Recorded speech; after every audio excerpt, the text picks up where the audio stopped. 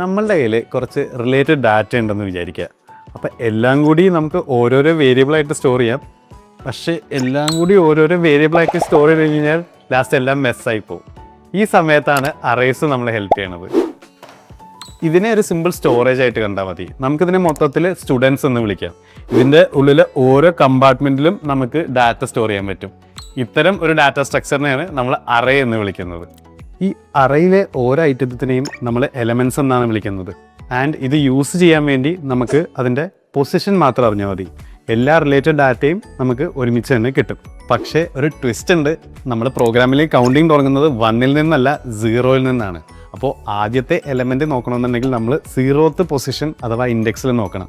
അതുപോലെ മൂന്നാമത്തെ എലമെൻ്റാണ് നമുക്ക് വേണമെങ്കിൽ ഇൻഡെക്സ് നമ്പർ 2-ലാണ് നോക്കേണ്ടത്. ഇതിനെയാണ് സീറോ ബേസ്ഡ് ഇൻഡെക്സിംഗ് എന്ന് പറയുന്നത്. അതായത് ആദ്യത്തെ പൊസിഷൻ എപ്പോഴും ഇൻഡെക്സ് 0 ആയിരിക്കും. കുറേ വേരിയബിൾസ് ഇൻഡിവിജ്വലി ഹാൻഡിൽ ചെയ്യണേക്കാട്ടിൽ എന്തോരം നല്ലതാണ് ഒരു സിമ്പിൾ അറേ. അപ്പോൾ ഇതേപോലെ സിമ്പിളായിട്ട് പ്രോഗ്രാമിംഗ് പഠിക്കാൻ വേണ്ടി ഇപ്പോൾ തന്നെ നമ്മുടെ ചാനൽ ഫോളോ ചെയ്യൂ. അടുത്ത വീഡിയോയിൽ നമുക്ക് കണ്ടീഷൻസിനെ പറ്റി നോക്കാം.